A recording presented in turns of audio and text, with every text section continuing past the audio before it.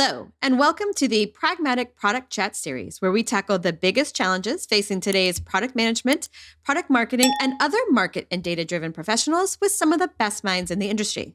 I'm Rebecca Calageras for Pragmatic Institute and your host for this episode. I'm excited to have on the show today one of the most prolific writers and sought-after speakers in the product space, Bruce McCarthy, who I not only had the pleasure of learning from over the years, but also of having a lovely pint of beer with when I was in Boston. So welcome, Bruce. Thank you very much, Rebecca. Good to be here. Now, Bruce, when many people hear the name Bruce McCarthy, they think roadmaps, right?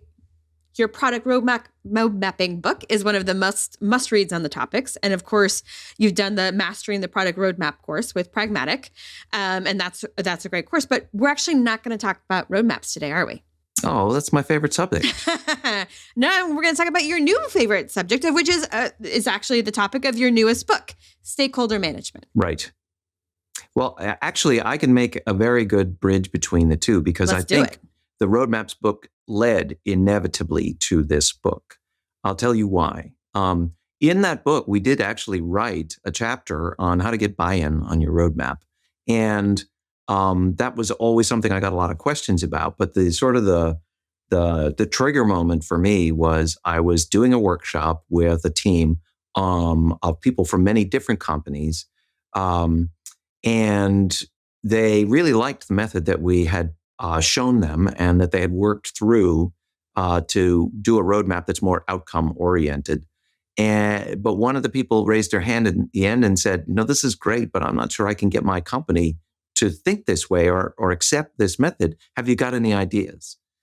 So I gave some suggestions of things that I had seen work in the past to manage expectations, to get alignment, to make sure that you're matching up your needs with the needs of people in other departments. Like the sales team always wants a really concrete roadmap, right? And they stopped me and they said, "Oh, this is the book we need. This is the book we need. It's the soft skills, the hidden skills, the things that you don't think about explicitly or talk about a lot, but that make all the difference between being successful and not being successful in product management or almost any job that involves leadership requires that you manage your stakeholders effectively." I think that's true. Again, any job, but I also do think it is acutely true for product management because, as I often say, we can't do anything by ourselves. We are always requiring the buy-off, the participation, the ideas wait of a everything. Second. I thought we just write the specs and the tickets in Jira and give them to the engineers, and that's our job, right? That's the magic, and then it just no, right? There's so much stakeholder management that's required to be effective, and I think often it is those soft skills, which a friend of mine started calling sharp skills, which I actually really liked too. Ooh, I like that. Yeah, right.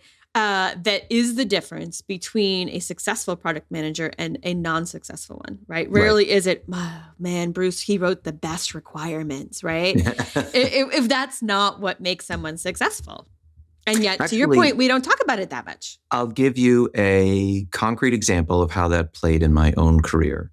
So I worked for an enterprise software company, and we bought a series of smaller companies, and there was no professional product management for those companies that we bought, but they sorely needed it. My boss tapped a guy to be CTO over this portfolio of companies from engineering. And then they decided they needed a product leader to pair with him. And my boss said, "You pick," to the CTO.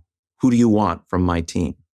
And there was a guy on our team, the product management team, who was amazing at specs. His were always 100 pages, tons of research, tons of detail, really specific. I felt like I was good, but he was the obvious spec guy. But the CTO picked me. The CTO picked me because we'd sat down and gotten to know each other over time, every time he visited the office. And we knew that we could work together. We knew we shared an outlook. I built rapport and trust with him. Somebody I did not work with directly until the opportunity came up, and he picked me because of the relationship. Mm. So relationships matter. That's what we're saying. We're not just Relationships matter. We don't We get have to just dictate. a chapter in the book. It's called Rapport, and it's one of the early chapters in the book. Maybe it sounds like politics. Maybe it sounds like schmoozing, but unfortunately, organizations are all made up out of people, and all of the challenges that we have in technology businesses are people related. It turns out the engineering work isn't the hardest work. It's getting everybody on board with the direction that you're going in. So it starts with human relationships. And I do think, I know for myself, my personal career, it is that rapport that I was able to build across silos up and down that has been probably the biggest thing I've had that's helped me be successful where I've been successful. Yeah. Right? Because it is that group effort. It's just the rapport gives people openness. It gives transparency, right? That's right. It gives people a desire to want you to succeed, right? People because they feel you want them to. They choose to work with and support people that they feel comfortable with. And that's partly just interpersonal rapport. It's partly trust. Mm-hmm. Actually, it's mostly those two things. Yeah. Right. And the trust, you can't get to the trust without the rapport, I think. So that comes first, because trust is partly about follow through. So the rapport comes first, then you follow through, then that generates the trust. Nice. So when we think about all of the things, so we talked about the chapter in the book about rapport and trust and how you have to build those.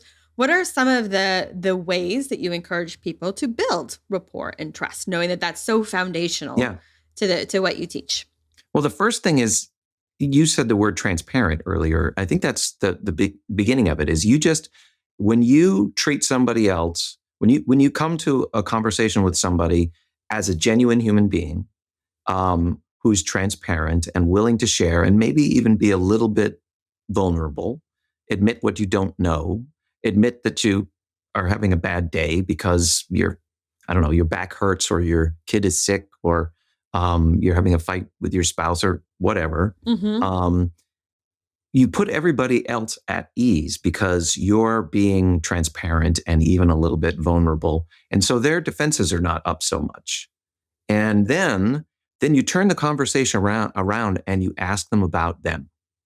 Maybe you start off with innocuous, like, how was your weekend? Or, have you got any vacation planned for the summer? Stuff like that. But you try to ladder that up to deeper conversations, and you try to eventually bring it around back to work. There's this technique that we discuss called a stakeholder discovery interview in the book. And it's really exactly the same as a customer discovery interview. You think about when you get in front of a customer as a product manager. We teach, don't just start with your demo or your roadmap.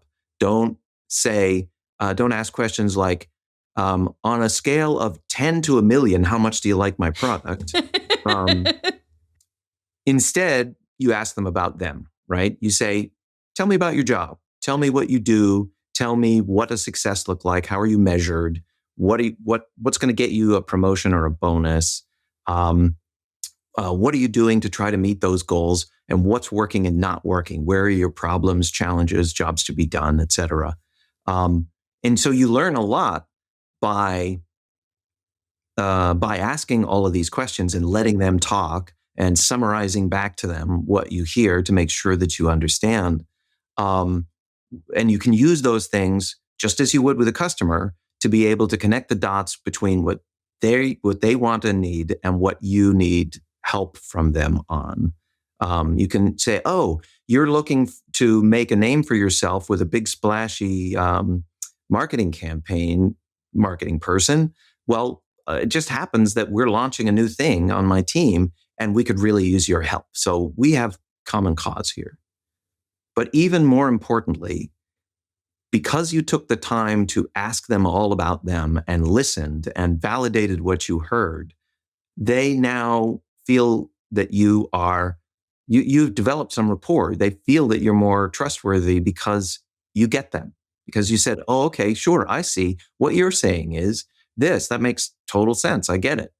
And even if you disagree with them, even if at that point you turn around and say, what you don't know is this other thing that changes the picture just slightly, they're much more willing to listen to your position because you gave them the time first. And I love that you talk a lot about this a lot, is sort of the using those skills that you use as a product manager, like kind of using those skills and powers and putting them inward, and using those same skills in your stakeholder management piece. And I think that that's something we tend to forget, but is something that's very much in our toolkit, right? We've developed these skills for the product side. To be able to use those same ones for stakeholder management is just good use of your skills, man. Absolutely. And that's the great thing, is you might feel like, oh, I'm a good product manager, but I just don't know how to get along with people. I'm just socially awkward, or I've never spent enough time thinking about it.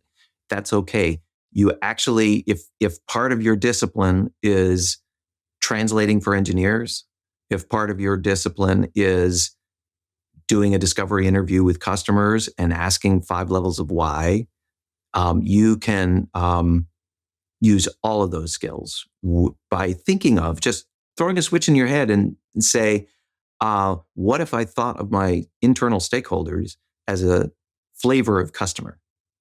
If this were a customer, how would I act? And that's going to probably help you out a lot. That's such great advice. I just want to step back. I want to go earlier in the process. So we talked a little bit about rapport and trust and transparency. But I also think a place that sometimes people get tripped up is really recognizing who their stakeholders are in a situation, right? Yeah. And is that something you talk about in the book, and kind of helping people map out? So first, I think a lot of product people, and I know I made this mistake, think of their stakeholders as just their immediate team, like their squad, right? It's like the engineers and design people and maybe a data scientist, plus maybe my boss.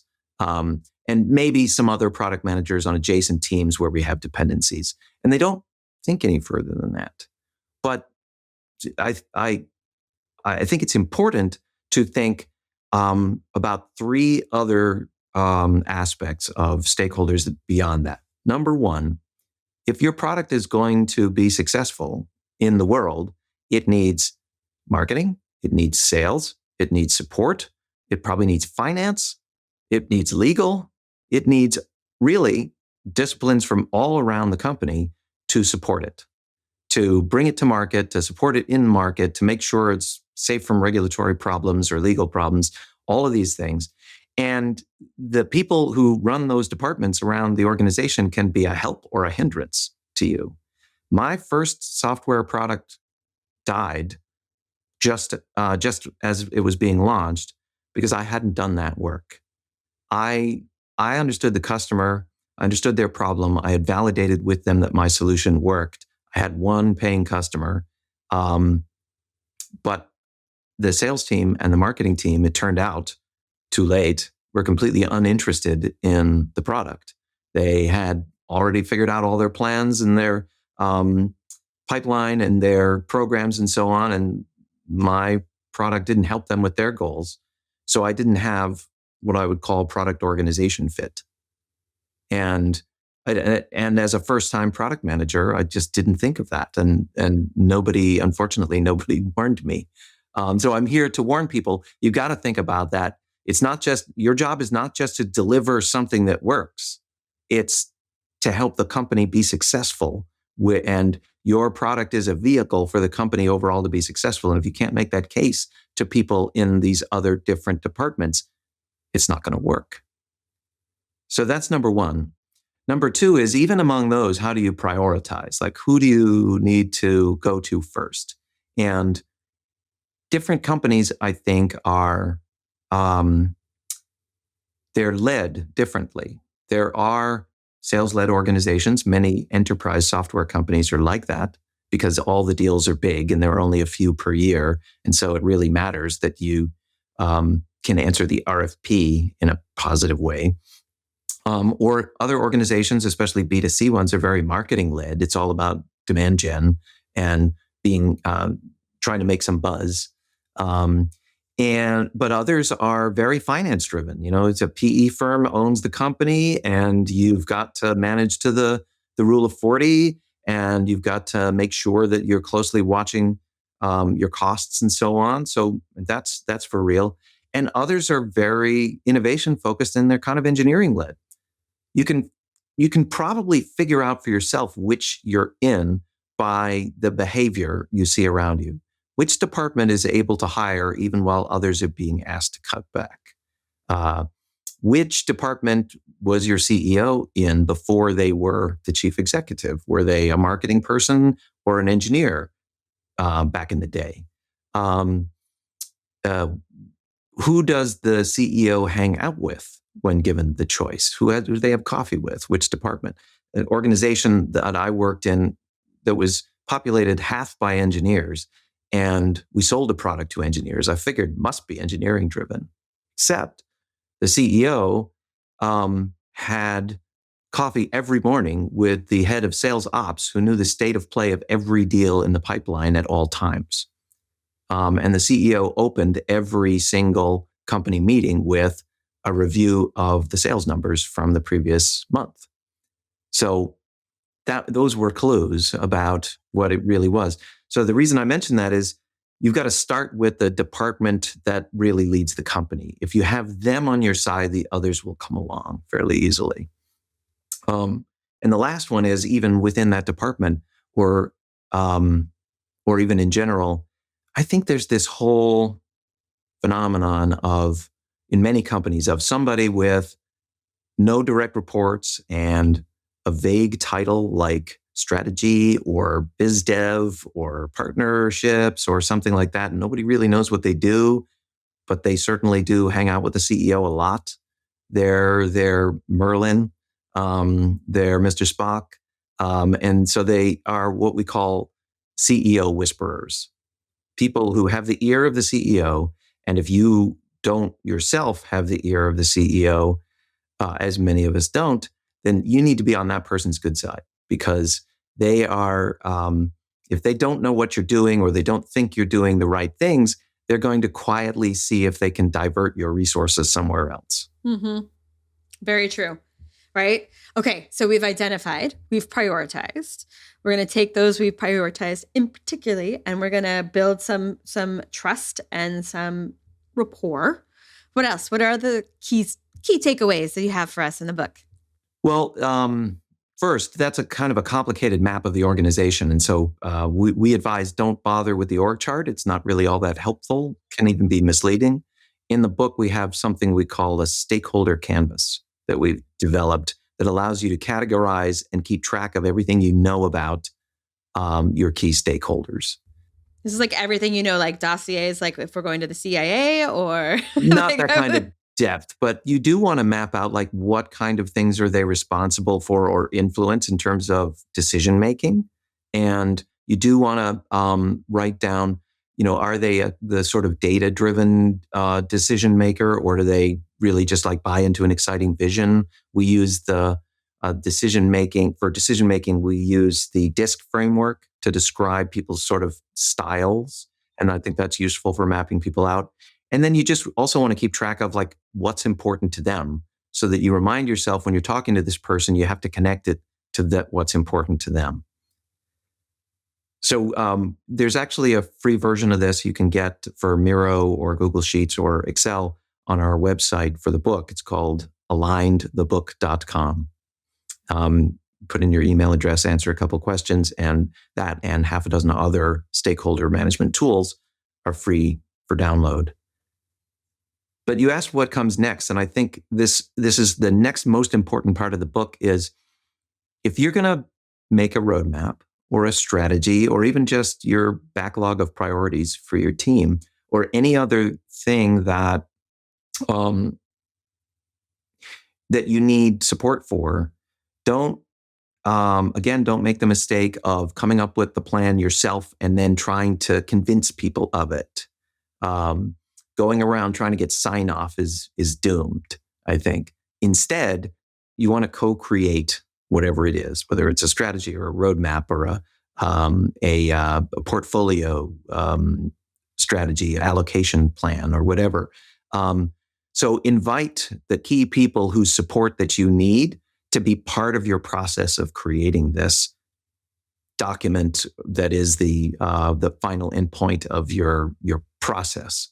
And you want to essentially workshop it with them. Bring in sales and marketing and finance and support and whoever else you need, and some representation from those groups. Have a small working group of like 5 to 7 people.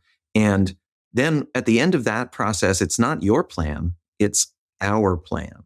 And alignment is built in, essentially, because people are very attached to something they feel that they contributed to. They feel a sense of ownership and authorship, and they will help you make it successful. They're your tiger team thereafter for cross-functionally making this happen. And they'll even defend it when somebody comes with, a big deal that's going to derail the roadmap because they want a bunch of things written into the contract. The whole team is like, wait, no, we can't do that. That's going to be super disruptive to our plan. Well, that's great, right? Because there's nothing more disheartening than feeling like I am the office of no, right? Like that my job is to say no. And it is part of our job to say no. But when you always feel like the only one who's like, no, it's not great. But if in this case, everybody has ownership of the plan, then everybody feels that same level of protection. Right. And they can support and echo the no's. And so you don't just feel like the big old naysayer, which no one likes to be. My co-author, Melissa Appel, calls that saying no together. That's well put. Yep. I thought so too. There's also the one other thing I would say is we have a whole chapter on dealing with difficult people and difficult situations. There's always some stakeholder that is just hard work to deal with. They're just always throwing up, it seems like, roadblocks to progress. And sometimes it feels like they're even being malicious, like they're just being difficult on purpose. I've certainly dealt with those kind of people. Have you ever dealt with anybody like that? I have indeed. Yes. Where it just feels like, it would take the emotional toll it took. Yes. Was heavy, right? Yes. Getting the same thing done just felt like, man, and once you get there, you're always tiptoeing, right? Yeah. That's the other part. Like, so everything is so thought and overthought. And no matter like how much energy I put in to make this the least triggering thing that we could do, it still was like, just like an emotional firebomb would go off. And then It was exhausting. It was exhausting. Right. What did you do about it? Anything? I truly, at least from my perspective, this person, of course, may have a very different perspective, but I very, very much tried to understand their perspective, talk to them about what they were trying to do, work on different ways of communicating, right? Be like, we would do sort of retrospectives for the conversations that didn't go well. That's great. Right. And so all of that was designed to do that, but we never got to a trust point. Yeah. And so it was not an enjoyable experience. You were trying to demonstrate the behavior you were looking for by being transparent and by being direct but respectful. Yes. And identifying that there was a problem and trying to work on it together as opposed to like blaming the other person. Or even trying to dictate an answer. That wasn't going to help. Right. This had to be a collaborative piece, but it didn't. But that didn't work because of the trust part. Because that was missing. And that is, I find, the hardest part. I think sometimes people come into a relationship or a team just assuming trust until proven otherwise. Yeah. And that's awesome. That is the quickest way to, as long as you continue to be transparent and people and you and everyone else continues to be trustworthy, that is the quickest way to a high functioning team. But sometimes people don't come into the room that way, right? Either they've had bad experiences in the past and they don't trust right away. They're like, I will trust when and if I see that it's safe to. That was my diagnosis at the end, is it really felt like he came from a bad place. right? Yeah. Like he came from a work environment that clearly was dysfunctional Yeah. and brought all that with it. And Yeah. so you were fighting demons that you didn't create. Right. Right. Good analogy. I think there's a couple of things you can do in those situations because they are hard. One of them is to try to come at it indirectly rather than if you're not having any luck with the more straightforward approach that you took, you could say, why don't we get out of here and go have a cup of coffee somewhere and try to get out of the formal work environment in meetings with agendas and formats and so on, and literally go somewhere else for a while. And this is really important, I think, have a meal or a beverage of some sort. There's something about that just puts people at ease, and talk about anything but work. And I start with easy stuff, like I said earlier, like weather or the weekend plans or whatever. And maybe then don't pivot to work, but see if you can actually have a conversation about stuff that's meaningful to both or either of you. You might discover that you both really like hiking or coffee. And you can start to build a little bit of trust in a safer area. And at some point, some people, given that more comfortable, informal environment, maybe no hard deadline to when you have to be done with the conversation, will open up. And especially if you lead it a little bit, like you say, our example in the book of using a very casual conversation to ladder it up to more meaningful things is a comment on the weather. It's warm right now, and then you add something personal and somewhat to it, like and that makes me really happy because I'm looking forward to going fishing this weekend.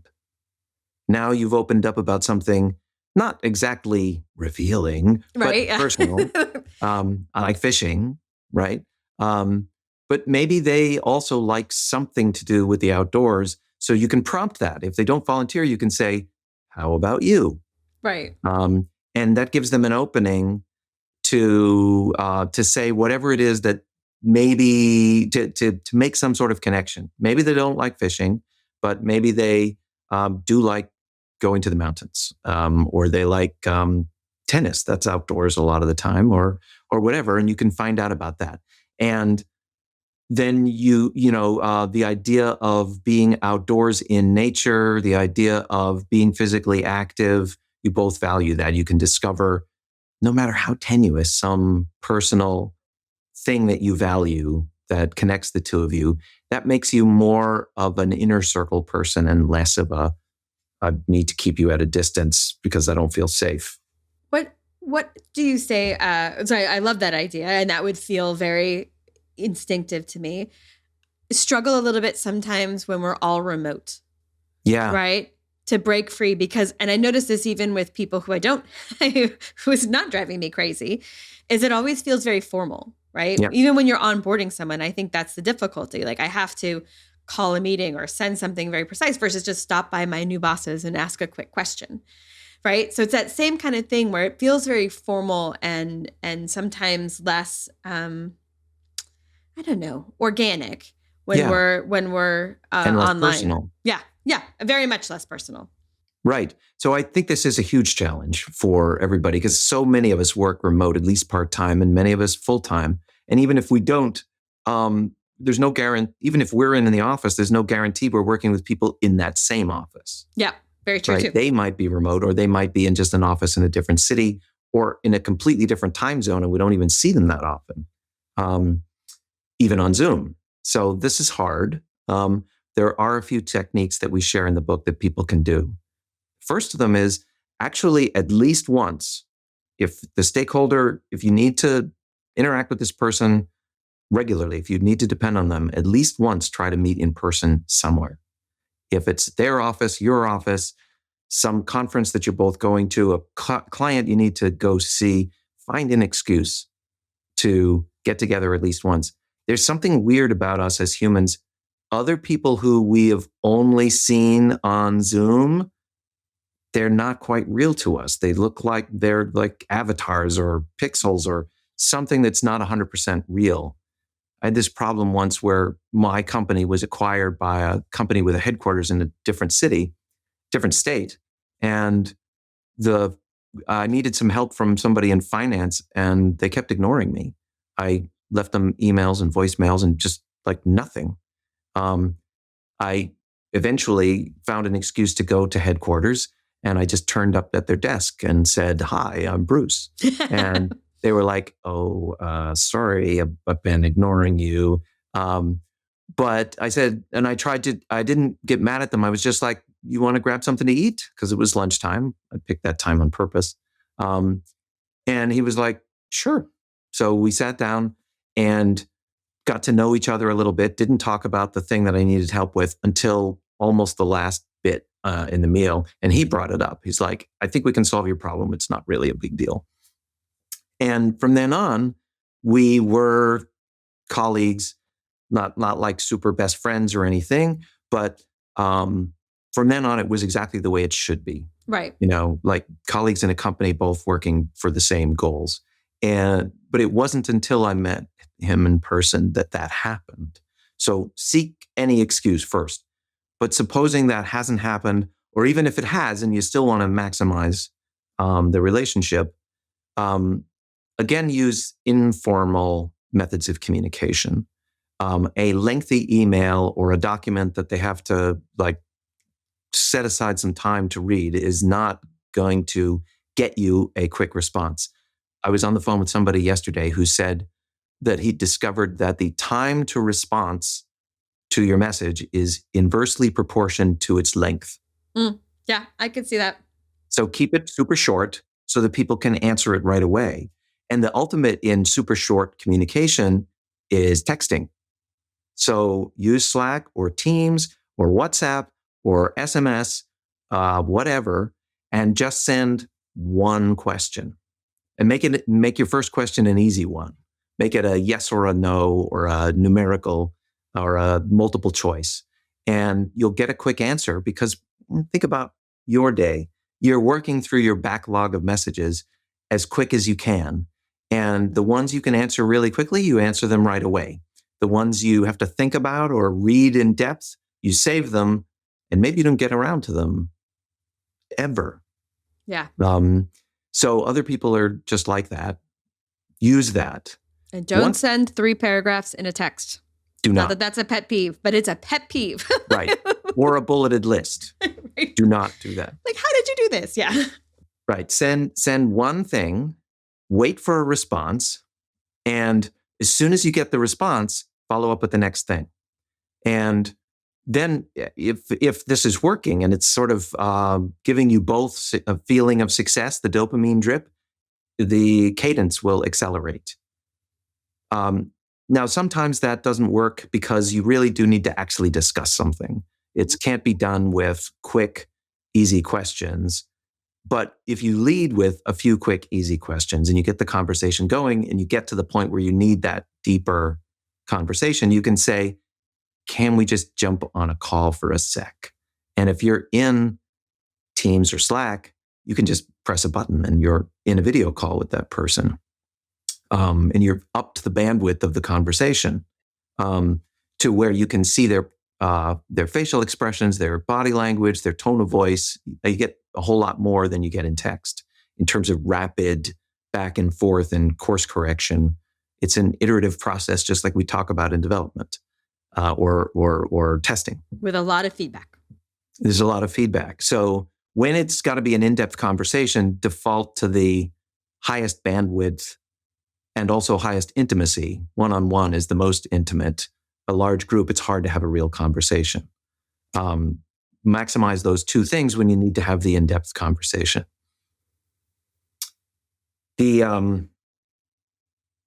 Sometimes it's really hard still to get an answer from people, and that's why showing up where they are physically is a good good way to break through.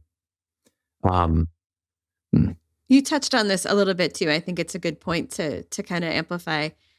If you're going to have a direct conversation, one that might be difficult, may not be, or even if you're just really working on trust, it is, I think, one that it is often best served in one-on-one, right? Yeah. This is about, you're not trying to make someone vulnerable in front of a group where they feel like they're in front of a firing Absolutely. squad, right?